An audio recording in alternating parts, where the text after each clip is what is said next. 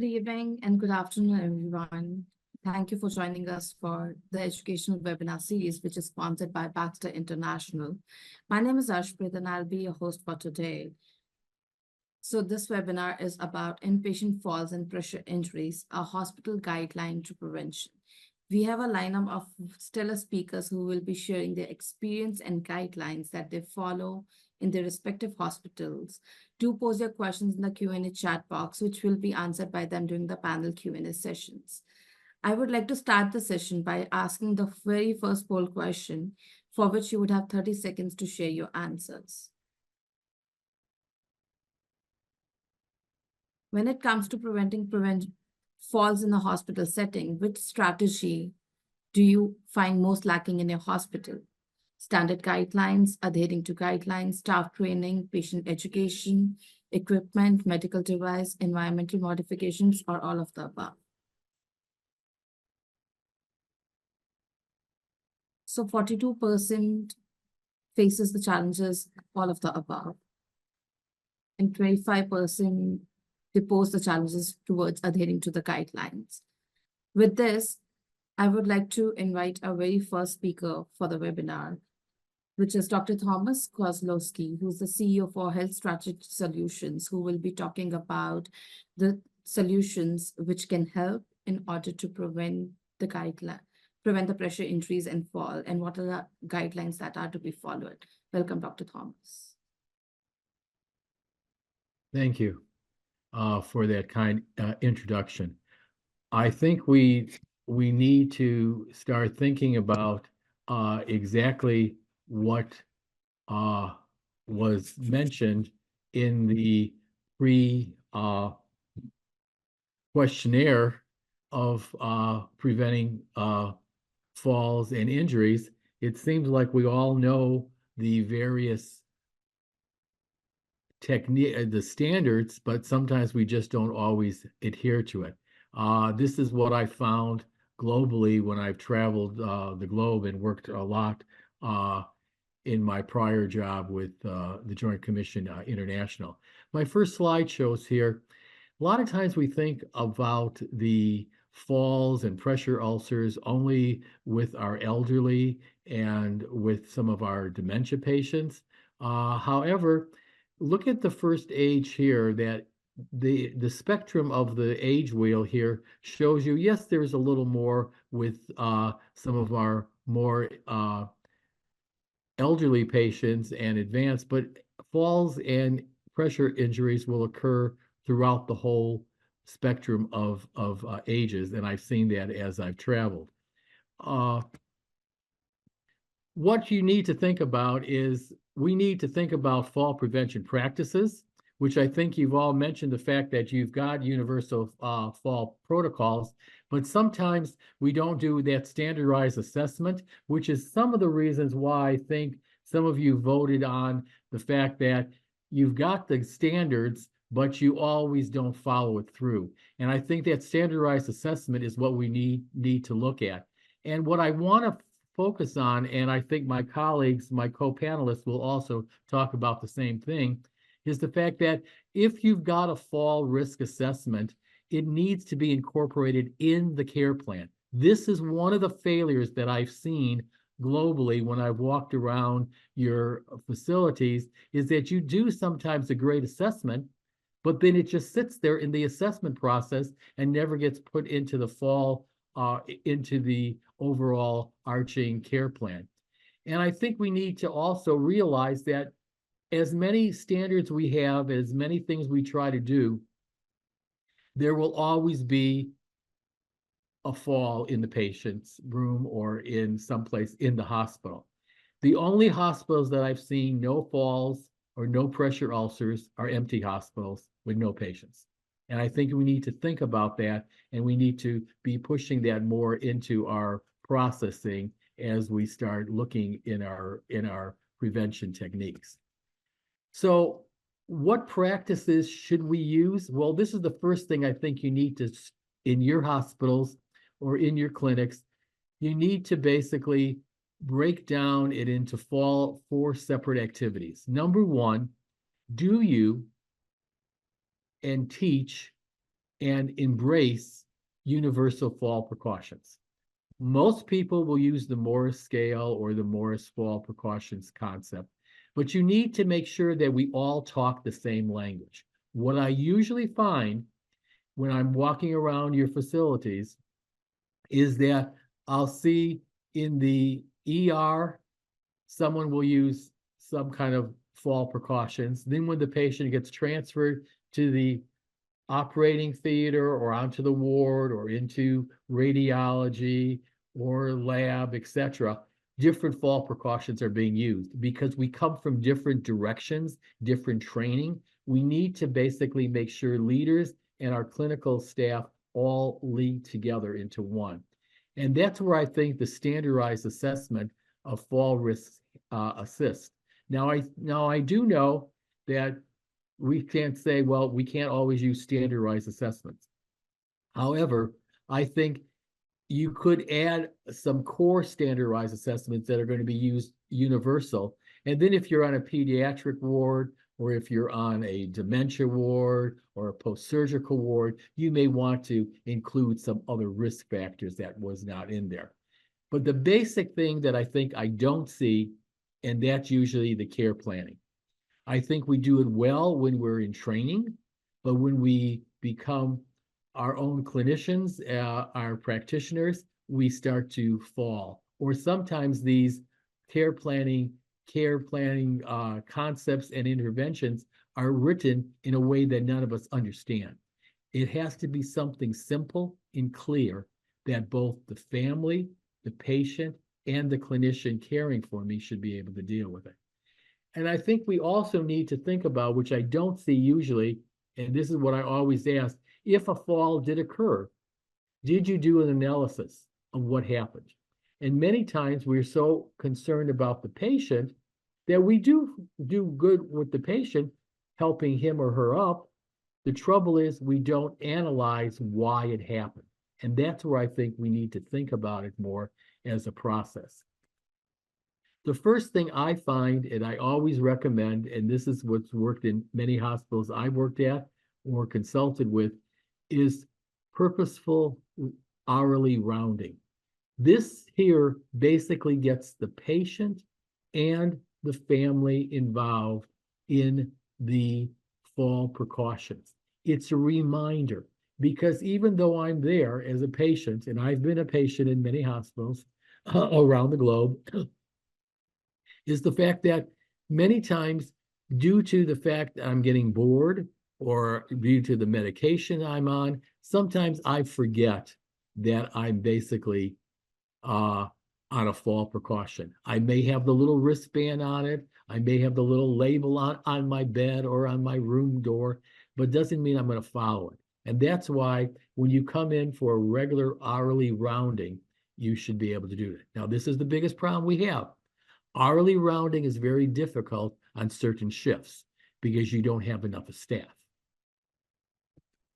So the first thing I want you to think about is if you have a fall risk screening and assessment, because remember, a full assessment doesn't need to be done.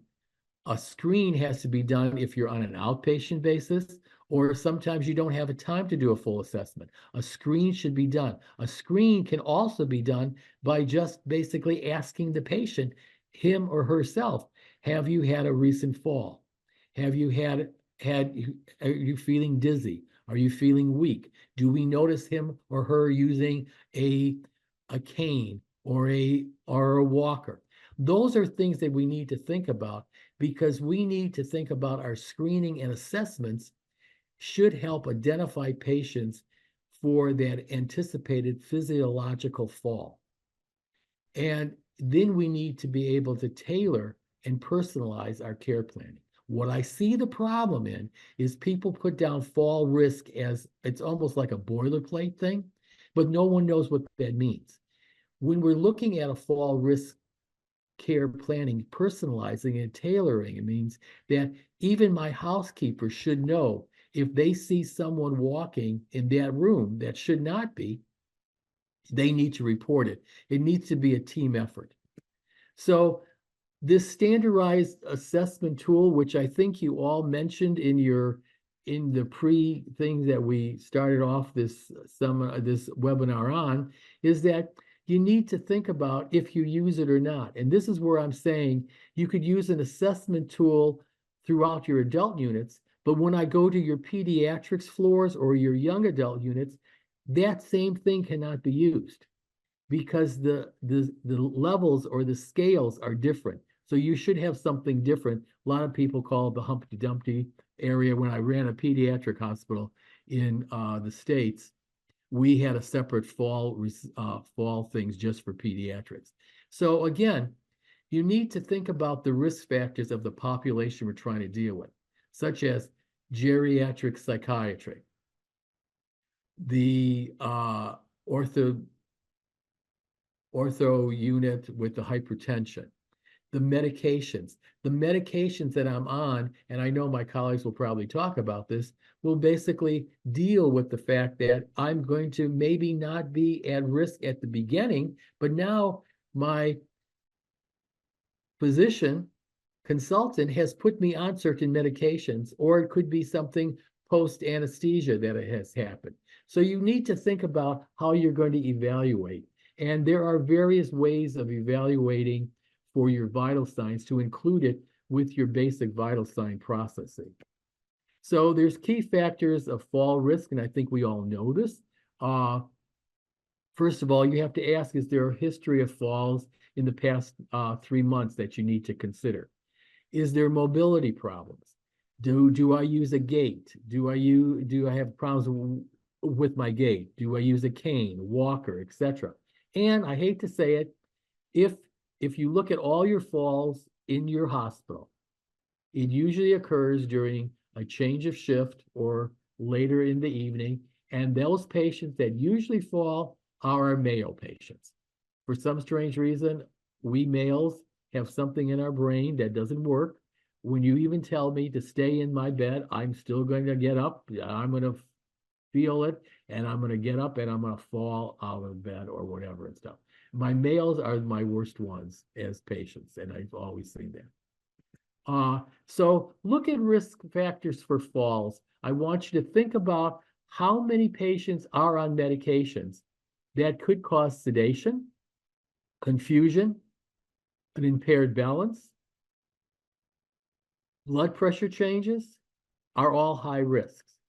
If you have patients who have mental status issues, delirium, dementia, Alzheimer's, those are all things that they should be higher possibilities, and those should be flagged patients in the sense of how that's being done to make sure I, as the staff member, or even the housekeeper or patient's family, knows that they are at a higher risk for fall.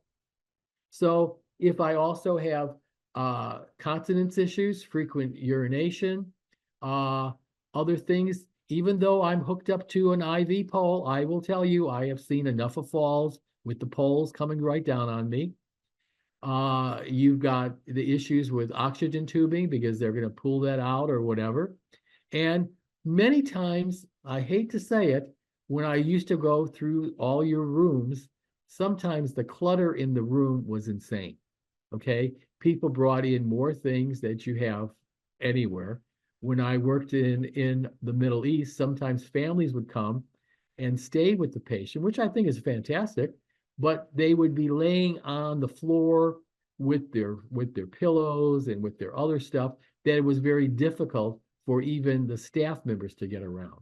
So think about your room environment and safety, especially with nowadays with all of our mechanical machines and stuff that we have. Sometimes the rooms aren't large enough for everything we want to fit in.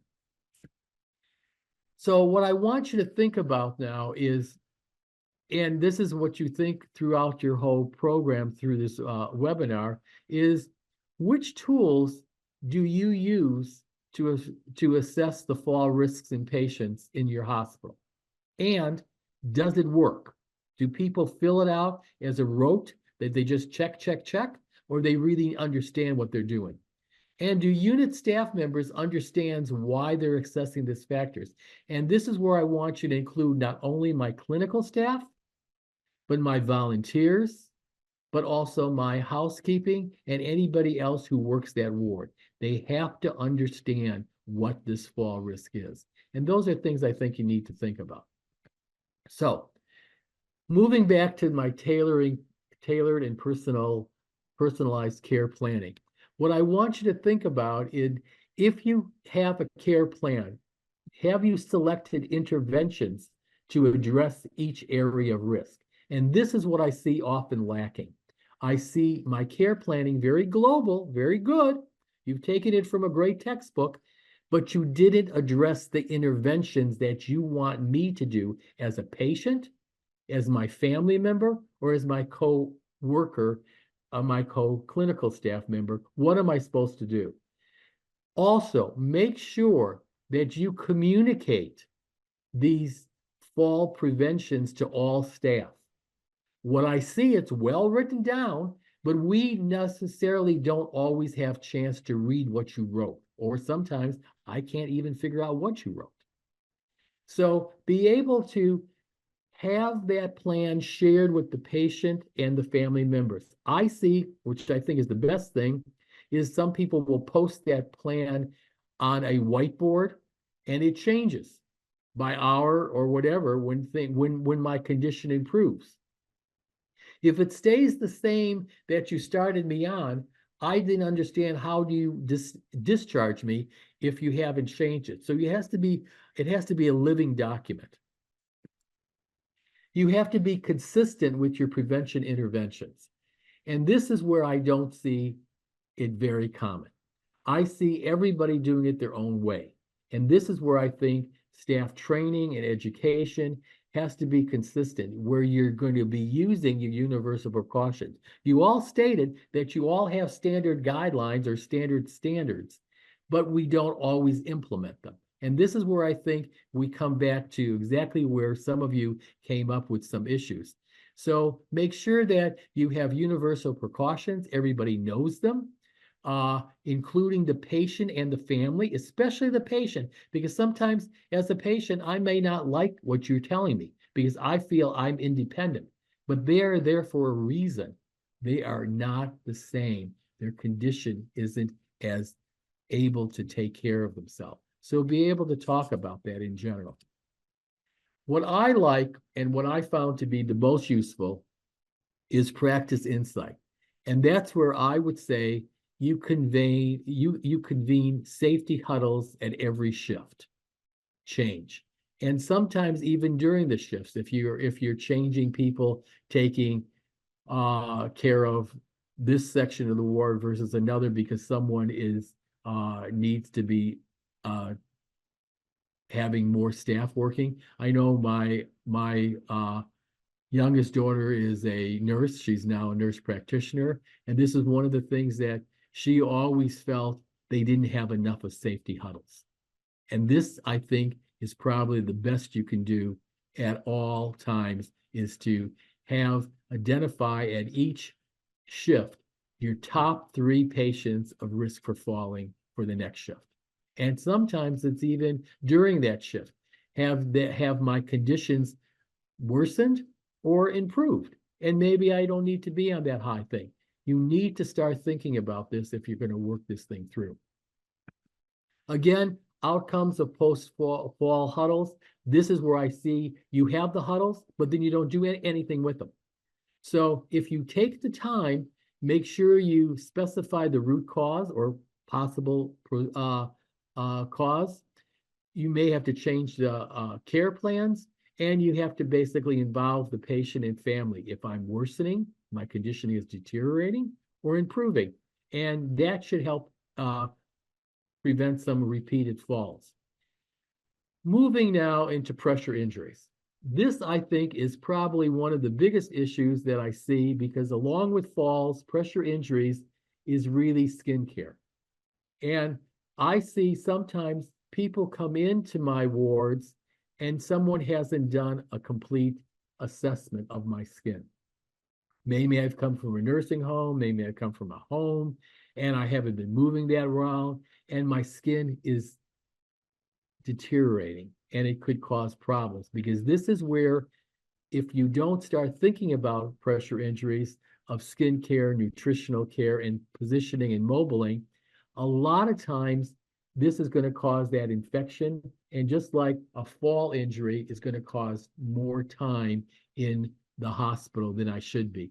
So make sure everybody does some kind of pressure injury or pressure examination while I'm coming onto your ward, so you can know if my injuries have just occurred there because of poor care, or is it becoming because I came in this way. This takes a lot of time, and I'll tell you, many patients and family members don't know about positioning and mobilization. And this is where we as clinicians have to basically think about how this could assist us in our care process. So what I want you to think about is, I find this as a step process, is a plan for prevention and a launch. So the first thing is planning. You need to basically centerize your staff and your patients and your families. You need to get them involved in the family process. You need to market it, and I mean market it basically saying to your communities why I should come to your facility for care, because you're going to basically have a standardized plan with tools that are going to make it safe. The idea here is basically providing quality and safe outcomes. You're going to also help staff understand designing, coordinating clinical and non-clinical activities. Hopefully, you're going to have a strategy or foster best practices from those universal protocols for either pressure ulcers or for falls. And you're going to basically then deploy it. You're going to deploy it through the whole hospital. Many times we do the planning, the design, the strategy, but we don't deploy it. Deploying is part of your leadership. Deploying is part of your whole concepts. But in order to deploy, you need to basically make sure that the patients understand what you're doing, because deploying strategies will basically, in the long run, rely into cost savings. And that's what, as a patient, I want to have cost savings, but also as an administrator, as a leader, I need to basically start looking at that. So I look at it as a timeline. If you want to start, say, this is February. So in February, you're going to get your staff all worked up with knowing how to deal with fall prevention and injuries and pressure injuries, and you're going to involve the staff and the patient and family. You're going to skip a month, make sure it works. Then you're going to disseminate in April. You're going to coordinate it in June, again, a month lag. Then you're going to basically facilitate it with methodology, and you're going to basically institute it. So it should be over a 5-month period. You should be able to get a whole program designed, ready to move into fall prevention and pressure ulcer injury issues. So what I want you to think about then is and I find this the best thing to help staff and even families understand, is do some prevention scenarios. Develop some winning strategies to keep ahead of falls and fall preventions. Hopefully, what we're going to give you here, and my colleagues and I will give you today, will give you some ways to deal with some low-hanging fruit that your staff can identify. Is it going to be environmental issues like lighting, wet floors? Is it going to be medication issues? And in a sense, you're going to basically help visualize that the longer the patient stays, the more cost it's going to be to the care. And as a provider, I don't want to see that. I want to cut it down. But as a patient, I don't want to deal with extra bills that I shouldn't have to. These strategies are going to be cost-saving opportunities. And this is what your board of directors, your leadership should be looking at, how these preventive approaches, which are costly, having a huddle, having staffing issues, having, making sure environmental issues are kept at zero, but they are going to be, in the long run, they're going to shorten your inpatient stay, and they're going to be cost savings, and they're going to be giving you what you really need. So how do we get there? It's basically you have to start off with hospital-wide goals, and that means everybody in the hospital, including volunteers, visitors, housekeeping, everybody has to understand what you're doing. You need to make this a goal. You need to envision a unit-based experts and sometimes cross-trained staff. You can't know it all, but there's people in your facility that can help you and be able to strengthen your process. You need to visualize your quality data indicators that are linked to capital savings. And that means you need to make sure that you're collecting data on falls and pressure injuries. Many times I see you say you're perfect. There's none. And then when I walk through your facilities, I will see it probably 5 times, and I've only been there 3 hours. So you have to make sure people are really willing to report and know what happens. And then use evidence-based practices in order to establish something stronger.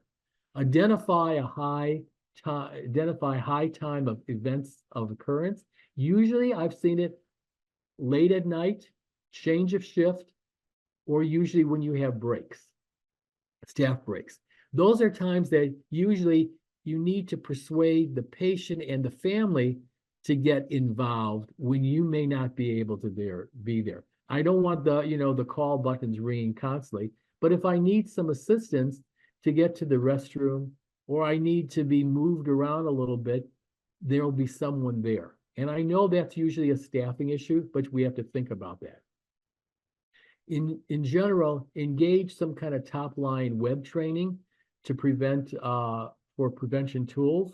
I sometimes even have on a small little video that I will give to the family member if we have a family member there on a regular basis. So everybody knows what to do and what to expect. And then finally integrate these concepts and safety ideas into your care planning. Those basically concepts should basically assist you in getting some good prevention skills going on. So in summary, I want to basically say that the quality data that will indicate patients who fall and sustain an injury usually results in about 6.3 additional hospital days, or an average day, because an average hospital day sometimes is 4.8 days. But again, you got to think about how that's going to be done for falls. If you've got pressure injuries, that's going to be usually longer because you're going to get infections and you're going to have more issues with pain medications, which is going to skyrocket the cost of that length of stay. So in general, thank you. Again, I work around the globe, and I'd be willing to work with any of you on this issue or anything else. Just feel free to go to my webpage, and you'll see the various things I do. Again, thank you so much for your assistance. I'm going to turn it back over now. Thank you, Dr. Thomas, for your presentation. That was very insightful. Moving on to our next presentation. Before we go there, there's another poll question that we have, which is on pressure injuries. Can we have the poll question? When it comes to preventing pressure injuries in a hospital setting, which strategy do you find the most lacking in your hospital? Is it standard guidelines, adhering to guidelines, staff training, patient education, equipment, medical device, environment, medication, or all of the above?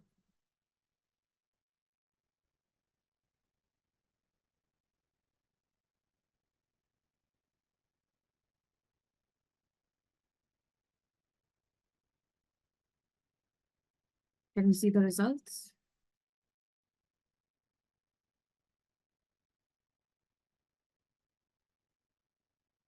So 46% agree that it's all of the above, and 29% again mentioned that adhering to guideline is one of the challenges that they face. With this, I would like to invite our next presenter, which is Dr. Jose Aquin, along with Divine Diaz from Dr. Jose is the Chief Medical Officer for Asian Hospital and Medical Center, who will be presenting upon preventing pressure injuries and patient falls. Over to you, Dr. Aquin. Hi, good evening, good morning to everyone. The title of my talk is as follows. I'll start with pressure injuries first, just to give a bit of variation from Dr. Kozlowski's brilliant talk, and then go ahead and talk about patient falls at the end. I have with me our wound and stoma nurse. She's the expert, and so someone who knows more about pressure injuries than me. This is the outline of my presentation. So starting with pressure injury prevention and management first, and ending with fall prevention.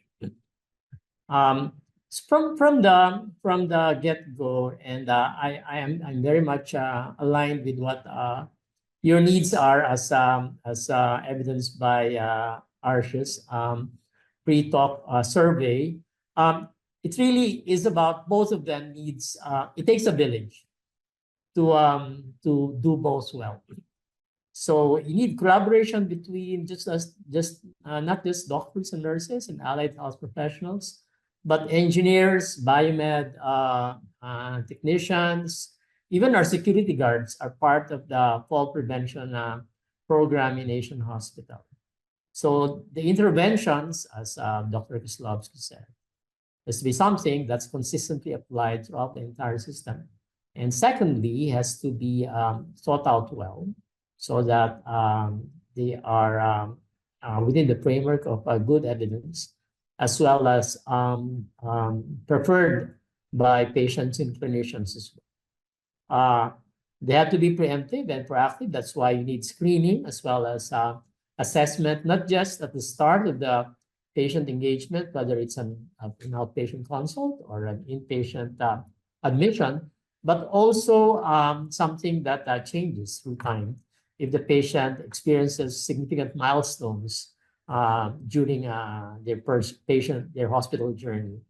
So in Asian Hospital, and I think this quite true in many hospitals in the Philippines, we don't have volunteers, but every patient who is admitted has an accompanying person, usually a significant other or a trusted help. And patients also who go through for their outpatient visits characteristically also have someone else to assist them. Now, that's why it's important that they be involved, because in most situations, while rounding every hour is difficult, it is these relatives, significant others, and trusted others who can help in reminding the patient and really helping the clinicians to watch out for developing injuries and falls. And of course, it needs outstanding nursing care. Both of these incidences are nurse sensitive. And the more adequate the staffing is, as far as nurses is concerned, then you stand a better chance of effectively implementing either one of them or both. So I'm going to turn over the floor to Divine Diaz, our wound and stoma expert, in order to bring her into this webinar and tell her story from her own perspective. Divine? Okay. Good evening, everyone. My name is Divine Diaz. I'm a certified wound care nurse, and I care for the patients with pressure injuries, educating nurses, family, and caregivers on pressure injury prevention and management. And that's the thing that I do as a wound care nurse. Before I start, please allow me to share with you what causes pressure injury. Pressure injury is a damage to the skin and underlying tissue due to intense or prolonged pressure over bony prominences of the body. Prolonged pressure and compression blocks the blood flow in the area, which can lead to cell death and formation of wounds in many cases. The areas that are commonly affected by pressure injury are as follows: the sacrum, coccyx, ischial tuberosity, the back of the head, elbows, shoulder blades, knees, and heels. Pressure injury is preventable. However, if left untreated, the wound became deep and can lead to life-threatening conditions such as osteomyelitis, which is the infection of the bone, and sepsis, which is the infection into the bloodstream. There are people who are at risk in developing pressure injury. One is the older adults because of thinning skin and decreased fats. Another one is people with poor nutrition, especially those who do not get enough protein. People with impaired sensation, such as patients suffering from stroke, spinal injury, or patients with neuropathy. Others are diabetes and smoking is also considered as high risk for developing pressure injury. The signs of symptoms of pressure injury is pain and soreness on the affected area, red or purple discoloration in the skin, or open wound. Pressure injury risk and skin assessments are the techniques used in assessing the risk of all patients.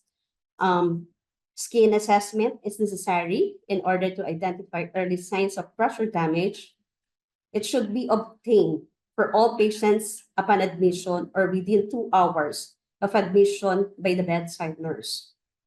Initial inspection or assessment serves as a baseline for comparison, and pressure injuries can develop more quickly. The head-to-toe skin assessment, including and under medical devices between all skin folds and the back of head. A pressure injury risk assessment tool is used to quickly identify when there is a risk of injury to the skin. By identifying the risk, intervention can be put into place for the best patient outcome. The Braden scale is the most widely used in skin assessment tool. We have the Braden scale pressure ulcer risk assessment tool for nurses for adult patients, the Braden Q pressure ulcer risk assessment tool for pediatrics, and the neonatal infant Braden Q pressure ulcer risk assessment for neonates and infants. Braden scale is composed of 6 factors, subscales that conceptually reflect degrees of sensory perception, skin moisture, physical activity, nutritional intake, friction and shear, and ability to change and control body position. All subscales are rated from 1 being the most risk to 4 being the least risk, except for friction and shear subscale, which is rated to 1 from 1 to 3. Braden scale scores are grouped according to the risk level.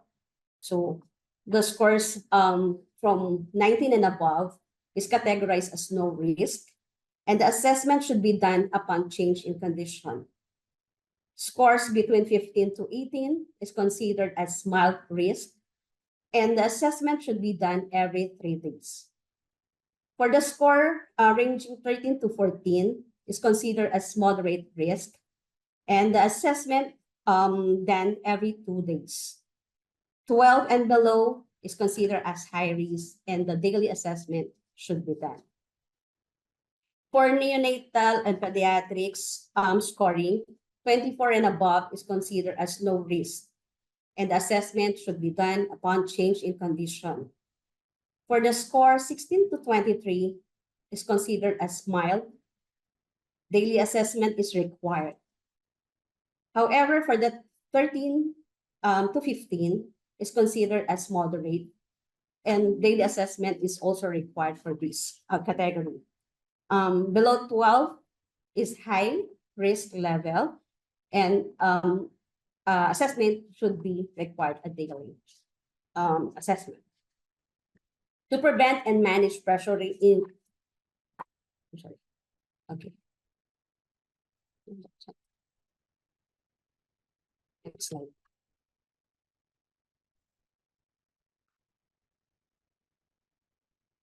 Okay.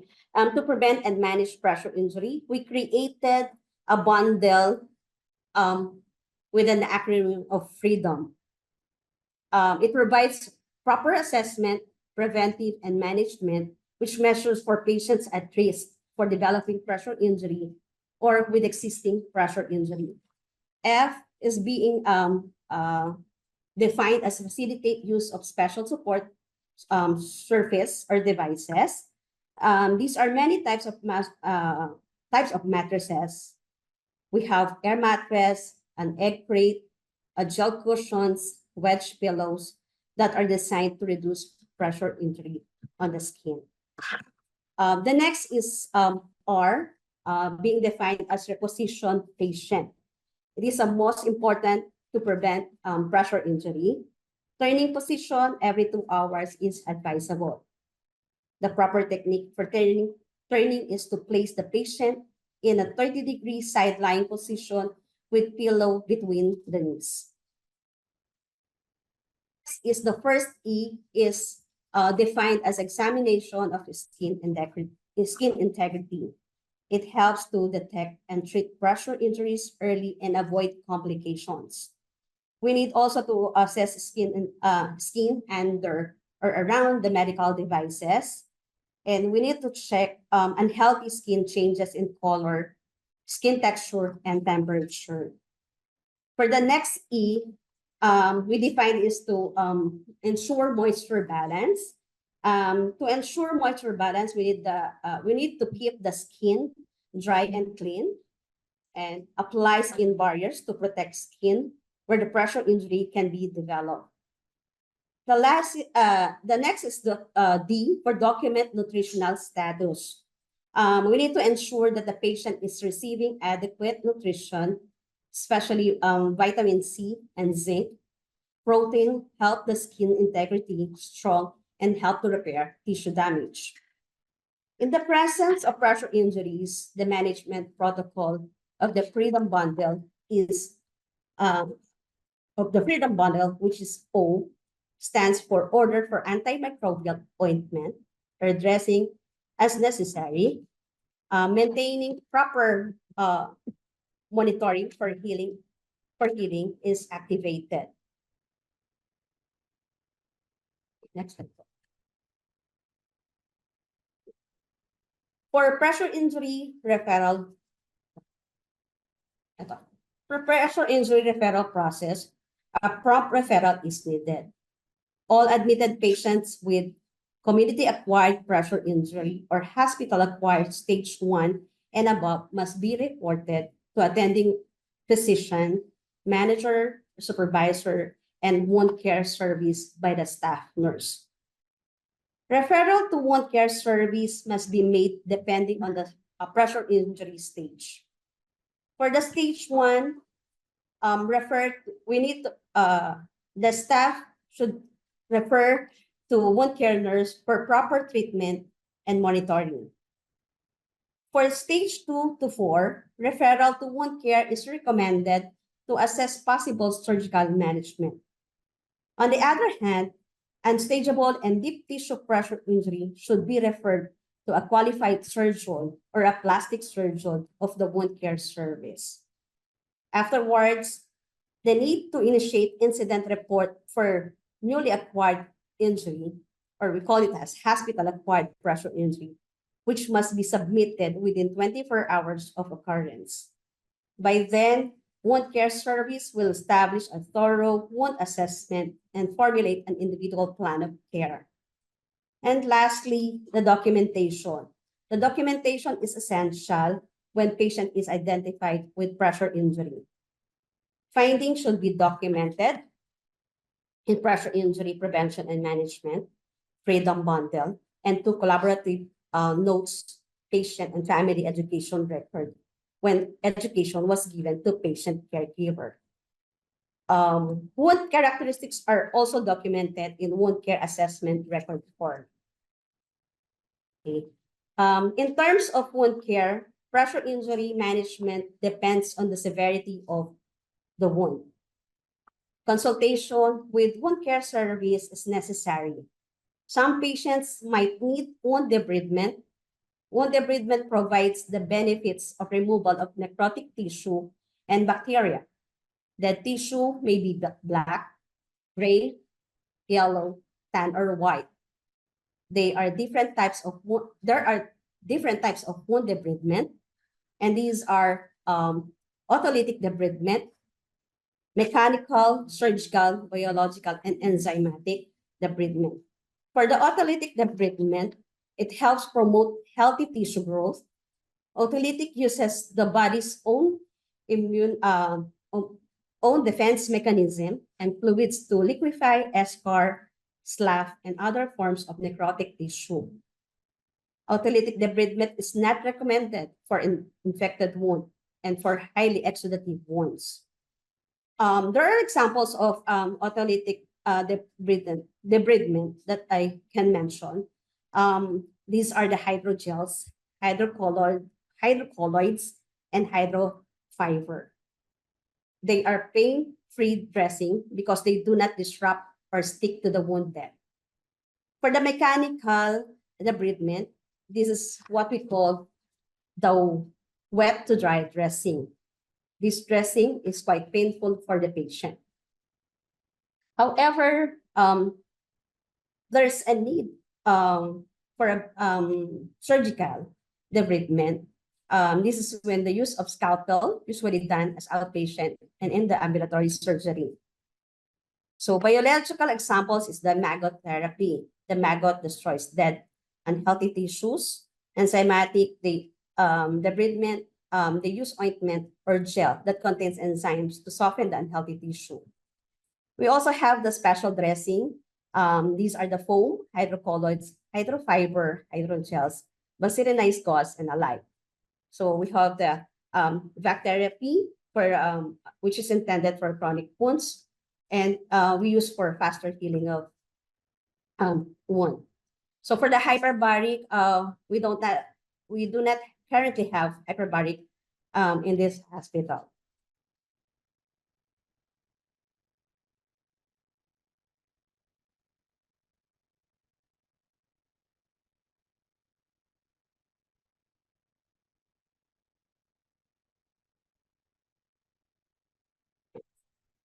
Okay.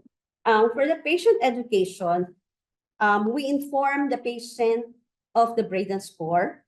We teach the patient's families how to recognize erythema, especially on bony prominences, and how to detect blanchable versus non-blanchable erythema, and what to do with this.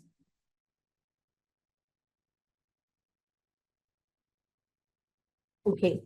For the technologies, there are lots of relieving devices that we could use to prevent pressure injury.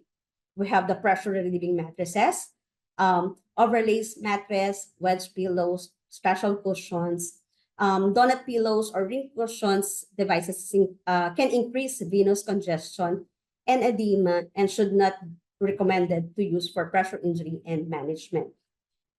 We have the heel boots or to support the heel, a sliding sheet used to prevent friction and shear. A fecal catheter is a device that can be used for individuals with fecal incontinence. Unfortunately, the device is not yet available in the Philippines. And other skin products such as ointments, creams, and moisturizing lotions. One of our challenges in the past is the fast turnover of nurses, leading to training and reorientation of the nurses. Another challenge is patients who are maintained on prone position for prolonged duration due to COVID management. They tend to have pressure injuries from bony pressure. Third is the distribution in the supply chain of supply chain of such as skin barriers. Thank you. So that ends my presentation. Thank you so much. So I'm just going to show you our pressure injury monthly incidences that we have for the past year. Despite the growing increase of patients in Asian hospital, we were able to manage the incidence of pressure injuries. And this is because of our adequate nursing staffing in the hospital. I'd like to also echo what Dr. Kozlowski said about patient fall prevention. This has already been discussed. The Morse fall scale and the standard fall prevention interventions, which involve not just the nursing and the medical staff, but also housekeepers, biomedical technologists, and pharmacists. So the fall prevention system, as was recommended by Dr. Roslovsky, embraces both inpatient and outpatient settings and requires the engagement of caregivers of the patient themselves. This is our fall rate for the past 2 years. And we have actually a video, but in the interest of time, what we're going to do is we're going to share with you the QR code so that you can then view this at your own convenience. And that ends our presentation. Thank you very much.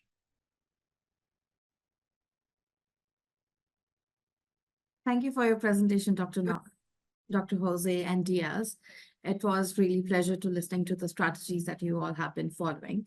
With this, I would like to introduce our next speaker, which is Dr. Norman Manlapaz, who's the Chief Medical Officer for the Medical City, to share the best practices that they have been following to prevent pressure injuries and falls. Welcome, Dr. Norman. I would like to thank the organizers from the Hospital Management Asia for allowing us the platform to discuss what is undoubtedly two of the main key performance indicators that would define the safety standards of any particular health institution. I would like to convey also my congratulations to the two previous presenters whose presentations depicting their practices would perhaps be the envy of any hospital administrator or executive. I appreciate Dr. Kozlowski's comment when he said that the only hospitals that have no record of falls are empty hospitals. I vividly recall that one of the first issues that I faced when I assumed my present set of responsibilities was the case of a bed-bound patient who suffered a fall during transport, and we had to deal with the repercussions of this incident for more than a year.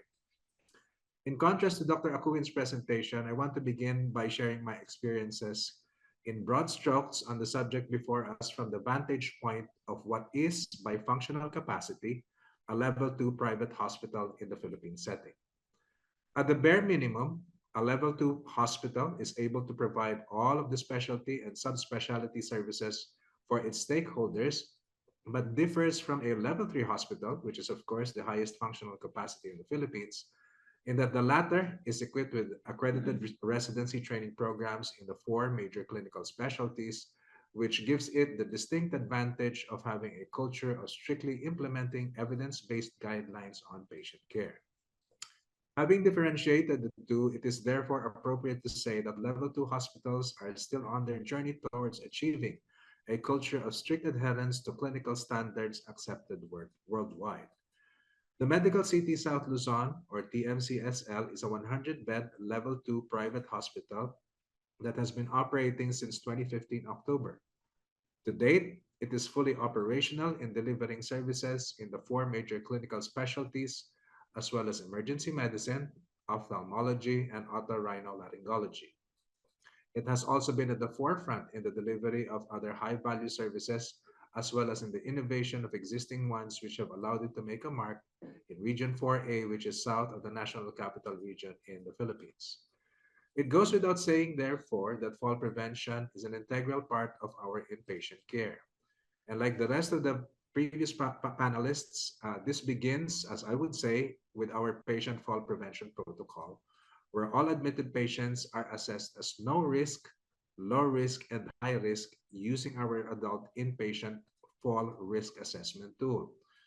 We view inpatient fall risk assessment as dynamic, meaning if there is a change in the overall clinical condition of a patient brought about either by an interventional procedure or operation, or where sedation or anesthesia was given, or when there is the necessity to transfer a patient from one unit of the hospital to the other, a reassessment of the risk is warranted and conducted. At the front line of our standard fall prevention measures for low-risk patients are the nurses in charge who proactively see to the assigning of beds to patients where the ergonomics facilitate getting out towards their stronger or more functional side with consideration of bed stability and height, during which time, for obvious reasons, the bed breaks are securely engaged.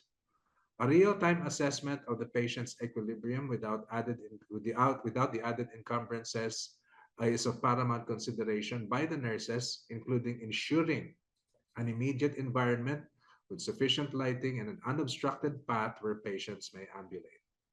Finally, the nurses in charge are tasked with educating the companions of patients who assist patients while ambulating. Assuming a supervisory role in the standard fall prevention implementation are our hospitalists and the attending physicians who act on specific risk factors upon reviewing the assessment with the nurses as they create individualized strategies for prevention as well as ameliorating the clinical condition of the patient which may predispose the latter to an increased risk for falls. High-risk patients receive a full 24-hour engagement by the nurses in charge, including assistance in toileting, transfer, and ambulation services. We place these high-risk patients in close proximity to the nurses' station. Relatives are likewise advised by the nurses on the patient's increased risk for fall. In our institution, high-risk patients are assigned to electric beds with safety barriers, and this table illustrates how the risk of fall positively correlates with our case complexity. If you notice, our general nursing units in this particular table, the present setup would still indicate that a great majority of our hospital beds are not equipped with electric capabilities, while our critical units, both in the coronary care and intensive care, are provided with the convenience and safety of electric beds. I am pleased to say, however, that quite recently, 39 electric beds have been purchased by our hospital, and they are due for delivery very soon, which would augment the fall prevention capacity of our general nursing units. On the aspect of pressure ulcer prevention, our institution's protocol likewise begins with a risk assessment using our pressure injury assessment tool, where a scoring system categorizes the patients to low, moderate, and high risk for developing pressure ulcers. Patients are to be assessed upon admission and reassessed weekly for low and moderate risk patients and daily for high risk patients. Nurses in charge assess and reassess all patients at regular intervals, evaluating the more ulcer prone and take the necessary preventive measures, including adherence to the medical device related pressure injury and the medical adhesive related skin injury prevention protocol. In units where there is a high case complexity, such as the ICU, nurses in charge ensure the turning of patients every 2 hours unless contraindicated with skin assessment recorded as part of a 4-hourly assessment initiative. Integral in keeping with the 2-hour intervals of patient turning is the turning clock, which is posted in the high case complexity areas of our institution. These serve as visual mandates to the healthcare workers who are responsible in strictly adhering to the regimen of turning of patients in order to prevent pressure injuries. Now, like Asian Hospital, what is unique in our institution and something which I believe is a true value proposition is indeed the utilization of our stoma and wound care nurses and facilities in the prevention of pressure ulcers. I would like to make a brief comment about our stoma and wound care center. We set up the center last 2019 for the purpose of serving as an adjunct for the care of surgical patients who are burdened with complex wounds. The services of this center has since diversified to include patients who are in need of palliative care and those patients that are simultaneously requiring services that would address the treatment of complex wounds such as decubitus or pressure ulcers. All patients in high case complexity areas are subjected to mandatory assessment by the stoma and wound care nurse. These nurses document the assessment and the treatment done during the healthcare provider's notes and order sheet. Not only are the stoma and wound care nurses critical in the prevention of ulcers, but they are also critical in assisting the attending physicians in mitigating the complexities brought about by existing pressure injuries. Now, overall, the challenges that TMCSL, which is a level 2 hospital, is facing in maintaining excellent outcomes in the aspect of prevention of inpatient fall and pressure injuries pertain to the following. First is the high attrition rate of nurses and allied medical staff in the Philippines as a result of the diaspora to overseas health institutions. And as all would attest, the negative effect of this high attrition rate is felt most severely if the nurses who have sufficient experience in handling patients with high clinical complexity decide to end their relationship with our institution, as they are the most capable frontliners in the risk assessment as well as the co-management of patients who are at highest risk for inpatient falls and pressure injuries. Second, modern technological innovations that would keep both the incidence of patient falls and pressure injuries to a minimum require high capital expenditures. To equip all units of our Level 2 hospital with modern beds designed specifically to reduce inpatient falls, complementing it with alternating air pressure mattresses will occupy a sizable amount of our budgetary allotment. And third would be the financial as well as the institutional challenges in the onboarding of evidence-based safety standards accepted internationally as those coming from Accreditation Canada and the JCI, which requires not only money, but also man-hours required for enculturating a very diverse group of individuals, from doctors to allied medical professionals and nurses as well. So it stands to reason, therefore, that aiming for excellence in outcome in prevention of inpatient falls and pressure injuries requires strategies and measures that will address the challenges previously enumerated. And of course, correspondingly, these would pertain to the following. One would be the innovative and recruitment strategies and satisfactory incentivization schemes for our nurses and allied medical professionals, with, of course, the intent of retaining those who are already experienced and developing those who have extremely good potential. And second would be the willingness to invest in technological innovations with a view to understanding that capital expenditures of this sort would contribute significantly to quality inpatient care. And finally would be the willingness to invest and to aspire for Level 3 local accreditation and international accreditation in order to provide a culture of safety and excellence in inpatient care across the board. And as I said, from physicians down to the nurses and to the allied medical staff. So that is, in broad strokes, the experience of a Level 2 private hospital in the Philippine setting. Thank you very much, and that's all I have. Back to you, Ashpreet. Thank you, Dr. Norman, for your presentation.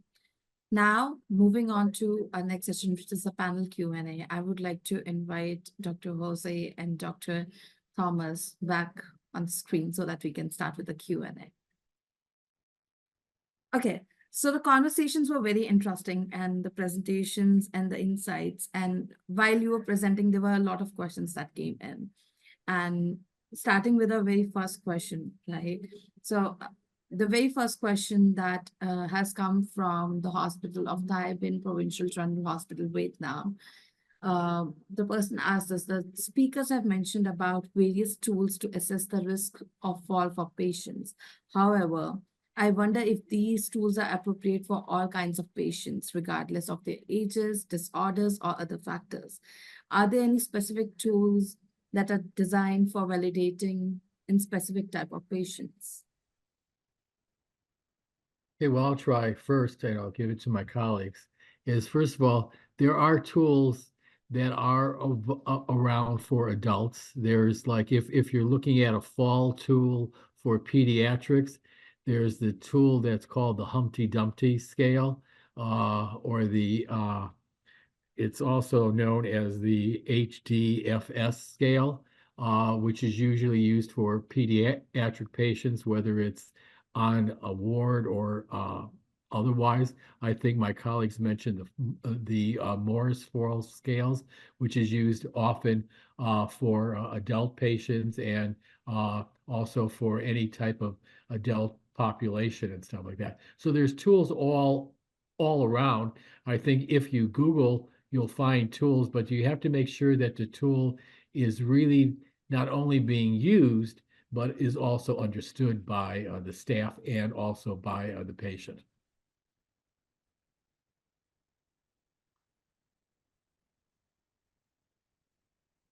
Can you share your perspective on this, Dr. Jose? Yes, we have a specific tool for pregnant women. It's called obstetric fall risk assessment scoring.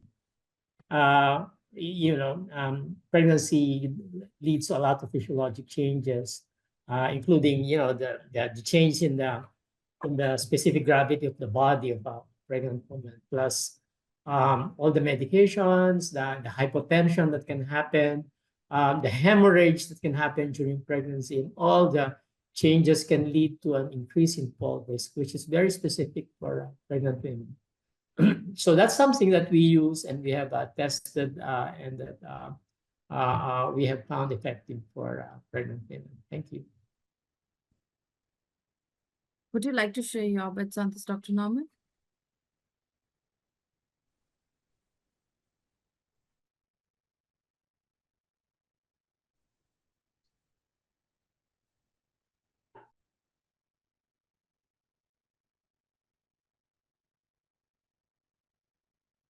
Dr. Norman? Oh, You're I'm on. actually trying to reserve my answers for some of the questions that I'm looking at right now. So I think that what the two gentlemen have said have pretty much summed up what needs to be answered, and as well as the key points on that particular question. All right, great. So moving on to our next question. This is for you, Dr. Thomas. Is there any reference that the attendees can refer to a multidisciplinary care endorsement form so that all departments become aware of fall risk and foster greater accountability for safety of the patients and their families?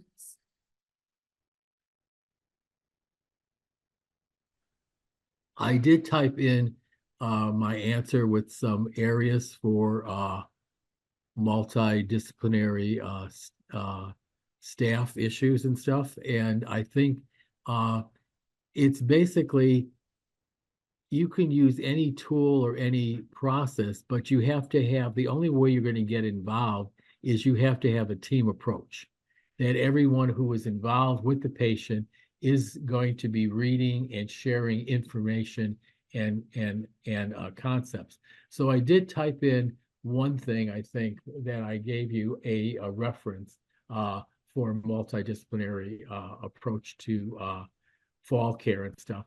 Again, it's more of a culture that you're going to have to basically develop within your organization. And I think my colleagues have really mentioned that very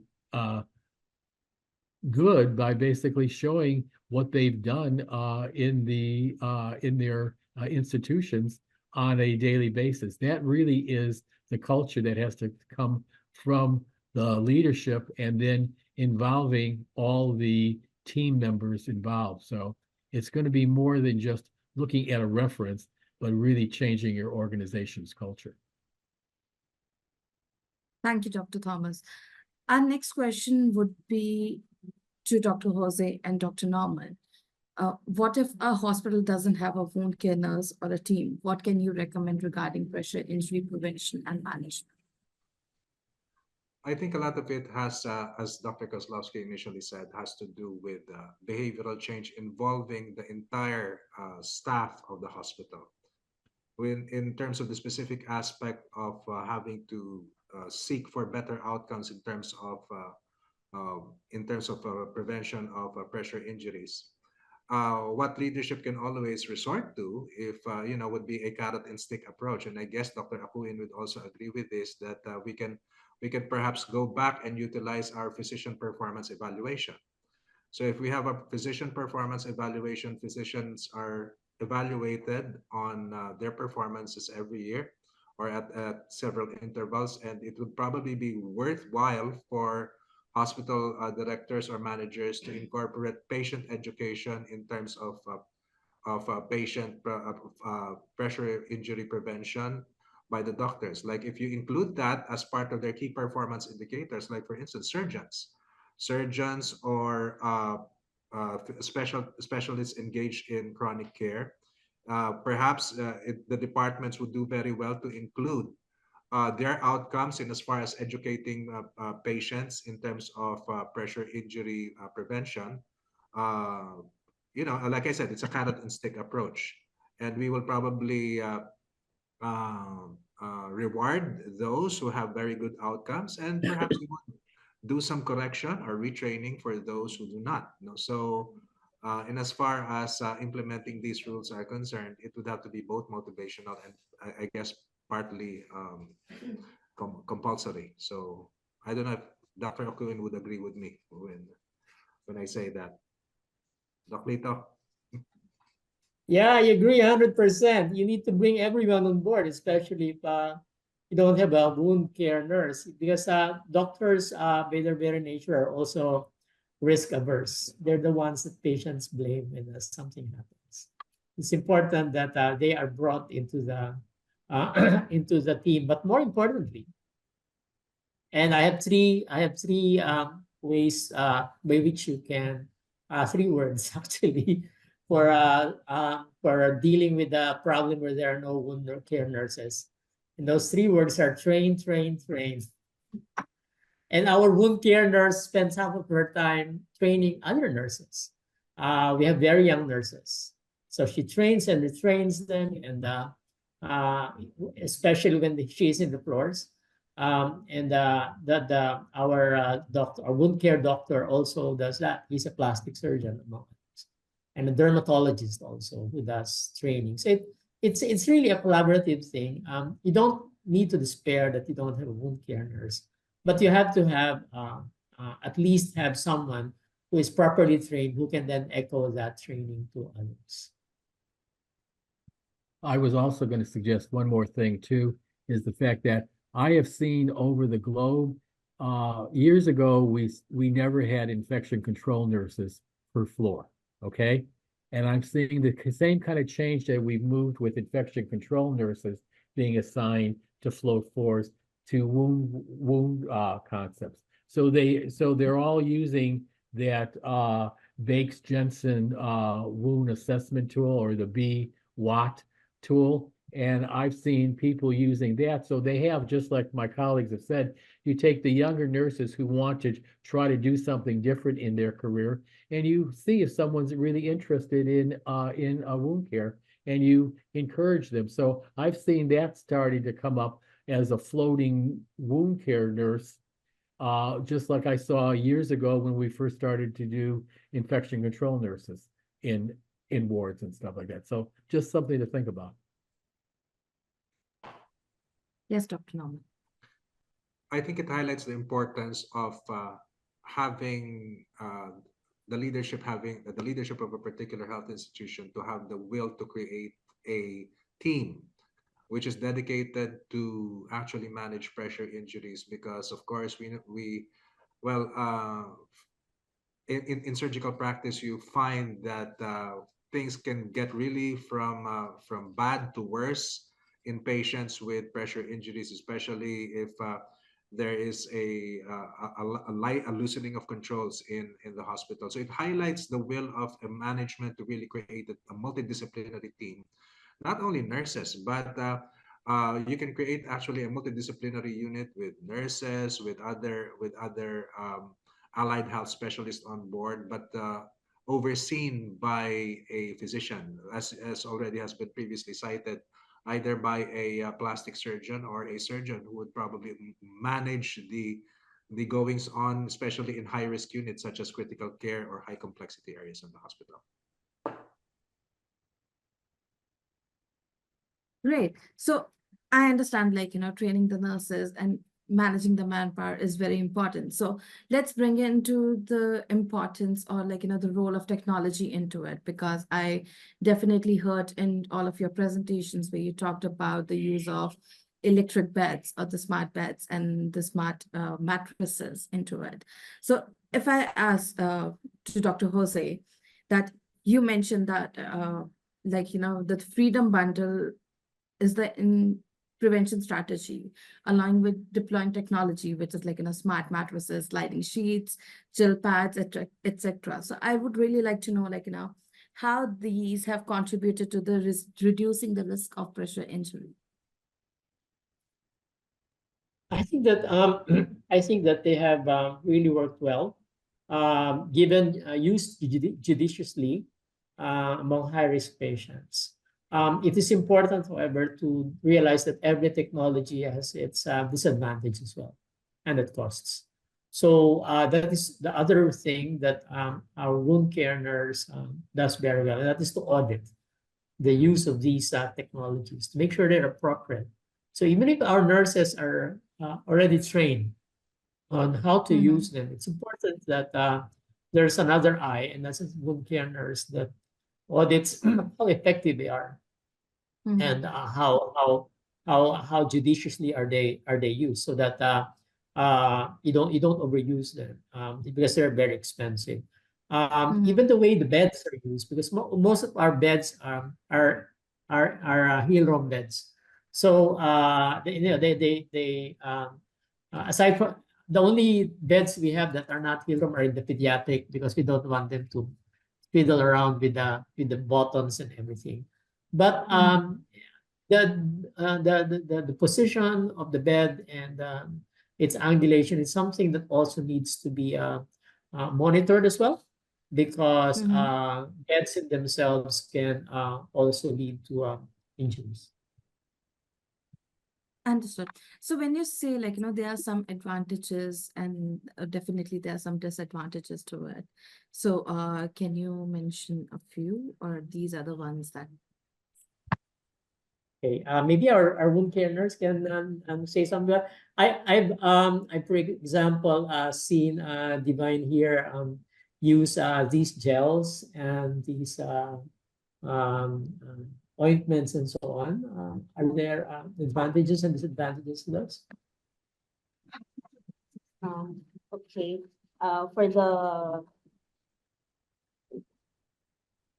the disadvantages, for the pressure offloading, we do not recommend to use the donut pillows or the ring, what do you call this, the ring cushions devices, because as I mentioned earlier, it increased the venous congestions and edema, and should so that's why we don't recommend it as part of the pressure injury management. So there are a lot of devices that we could use to offload pressure injury. We have the wedge pillows and other devices. Okay, just one very specific example. Well, that was Those are really donut. insightful. Yeah. So, Dr. Norman, the next question is for you. When you mentioned in your slides about like, having electric beds and especially in intensive care units. So, and having like, the rooms very close by to the nurses' station so that nurses can attend to the patients whenever they require. So how having those electric beds have transformed the way of providing care or reducing the falls? Because I remember that you mentioned in your presentation that the height of the bed is a very key important aspect to be considered when it is a fall.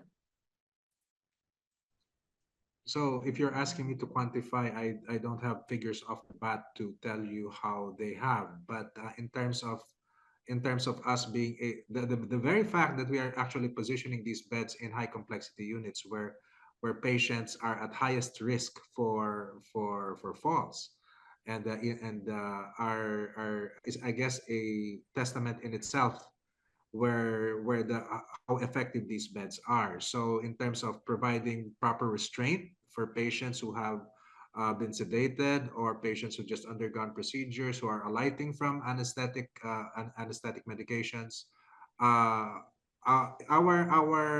commitment to putting these beds with such capacities in the high complex areas should speak for themselves. So in our ICU, for instance, of course, obviously we will also have the Hill-Rom beds there, and in our coronary care, because we feel that in terms of prioritizing resources, these are the best areas that we would allot them in first. And like I said a while ago, we're very pleased to discover that the latest shipment of beds with such capacities have already come and will be onboarded in our hospital very soon. So I don't have any data to give you. If you want is a quantified answer. I can't pull off any data off the fly. So that's about it. Okay, no worries. Thank you, Dr. Norman. Dr. Thomas, when you were presenting, you mentioned about like, there's no such thing as a zero fall. And with that and the manpower planning, you mentioned it is very tough to manage the manpower planning during the night hours, right? So what are your thoughts on implementing smart tools and technologies like smart beds in the hospital in order to manage these challenges? Well, first of all, smart beds are great. but smart beds can also be dumb, okay? If no one listens to the bells and the whistles, okay? It's basically, smart beds will give you a notice what's going on, but if the patient moves a lot and starts moving around, or the family starts moving the patient around, the bells and whistles will go off. So smart beds are only as good as what you encourage the patient to understand why he or she needs to stay in bed. It is a great thing. I'm not saying there's anything wrong against smart beds, but again, staffing is going to be your biggest issue. I think your biggest issue for manpower is usually in the evenings, because most of the times we assume patients are going to be sleeping, okay? And we usually don't have as much staff on as we do during the day. Trouble is, if you're in a hospital area, most of your patients don't sleep that much at night, because this is when their sedation or their medication starts to wear off. And you have your night nurses running that usually you'll have 4 patients, maybe a nurse with 6 patients. This time the nurse at nights has 10 patients or whatever. So you've got to realize that they're not going to be giving as much time processing stuff like that. So this is where the huddle thing comes very important, that if you really use your huddles properly, I think the nurses will basically be able to know which ones they have to be really more concerned about versus the other ones. I'm not saying to give less care, but you need to think about what you can deal with. Also, many times you'll see with these kind of populations, some hospitals require that you need to have a carer or a family member stay with the patient at night. So when the patient does need assistance, someone could be there just to reassure them, because sometimes patients just at night just needs to know that there's someone there. Not so much that they need direct care, but just need something. And I think that's going to be the issue. But I'm not saying there's anything wrong with the beds of the smart beds, but smart beds cost money. And I'm a former CEO that didn't have a lot of money to spend, okay? Because there was always something else around. So you have to think about how you're going to strategically use it. And I think as my colleague said, sometimes you put the smart beds in areas that have the more high-risk patients. So that's all I can say. Sorry, but that's about all I can do. Right, that's it. Thank you. I mean, in all of your presentations, you mentioned very rightly, that it's all about the shortage of manpower, and the having lesser nurses in the hospital in comparison to having more staff during the daytime.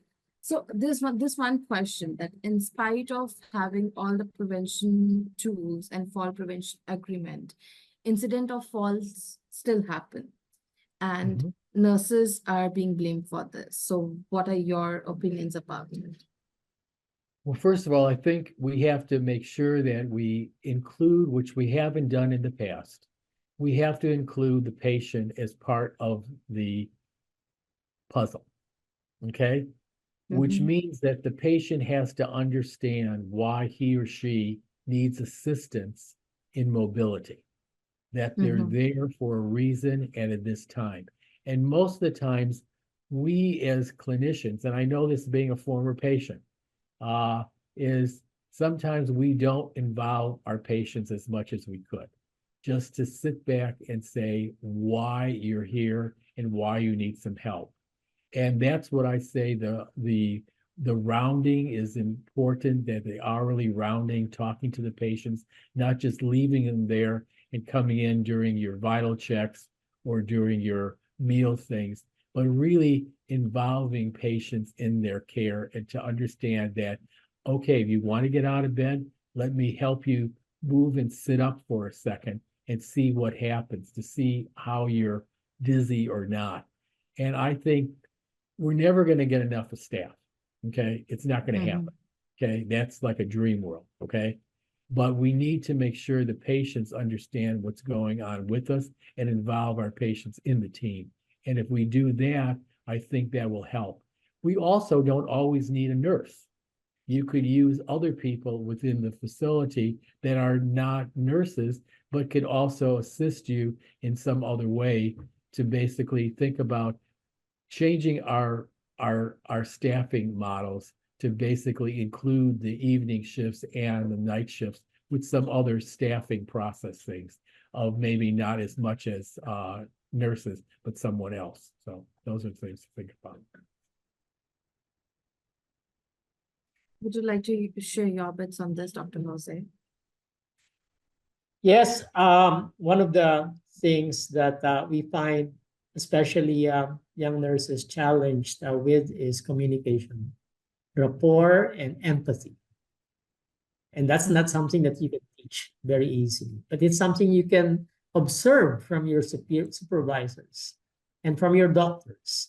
So it's important that everyone models this kind of patient engagement that will teach the patient that, people are on their side, and that not to be blamed. We also know that while we have nurse extenders, we have clinical assistants, they happen to be even more senior than the nurses themselves. So they're the ones who can actually teach nurses how to communicate better and to emphasize with the patient. So they're the ones who really gain rapport with patients, and that's where we need to we have been utilizing them. We've been using them to educate family members and patients themselves about all of these things that will improve their safety in the hospital. So that's what I can contribute about this. It's if your nurses are being blamed, I think it's important to look at how well are the nurses, how effective are they in engaging patients in a real way that builds trust and rapport with them. Understood. So I guess it's again come to the point that you all mentioned. It's all about training and retraining of nurses, right? So the circle goes on. So I'm moving on to considering the time that we have left.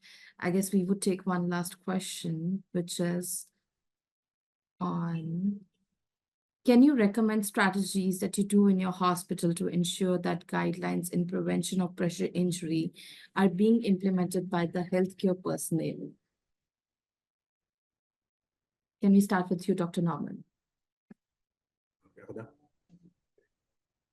Guidelines. Okay, guidelines in our hospital that would help in implementing measures for preventing pressure injuries. Of course, definitely a lot has been said about training already. So in terms of training and retraining our nurses, it is a must that that we do that. But I think what is very, very important here as a guideline is perhaps the physician and nurse interaction. Frequent physician and nurse interaction, especially in handling high-risk patients who are injury prone. I think it's always easy to blame our nurses, but I think really at the end of the day, the onus rests on the attending physicians and how they actually communicate the specific needs to their patients, because it goes without saying that the attending physician should have the best knowledge and grasp of the needs of the patients who are at high risk for pressure injuries.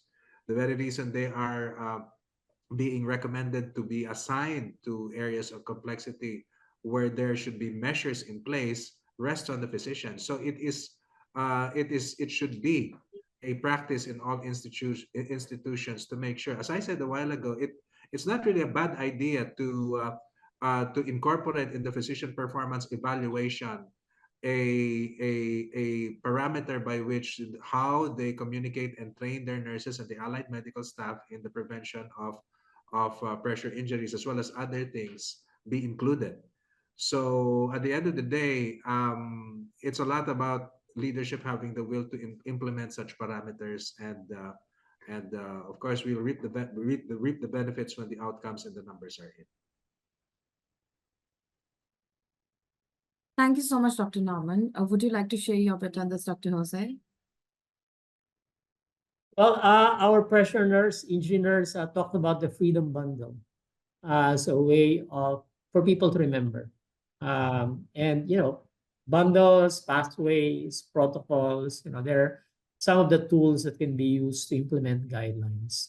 But more important than that, I think that compliance and adherence to any of these guidelines, protocols, and pathways will fall within a general framework of really really encouraging patient safety and quality improvement.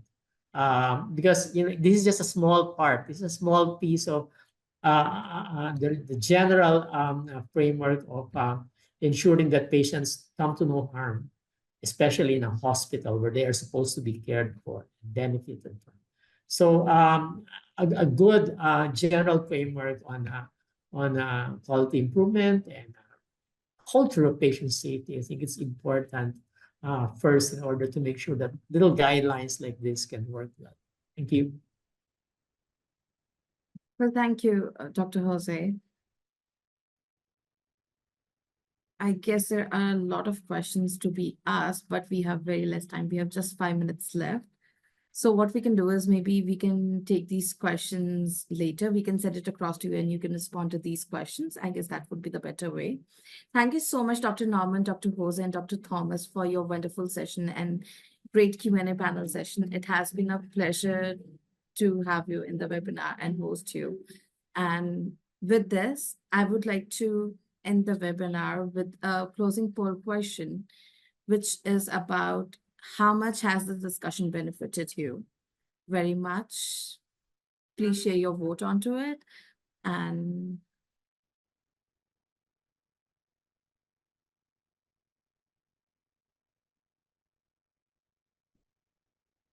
with this, I will officially end the webinar. Do check the Hospital Management Asia space to know more about our upcoming webinars. And do join us for HMA 2024 happening in Bali. Thank you so much and have a great evening.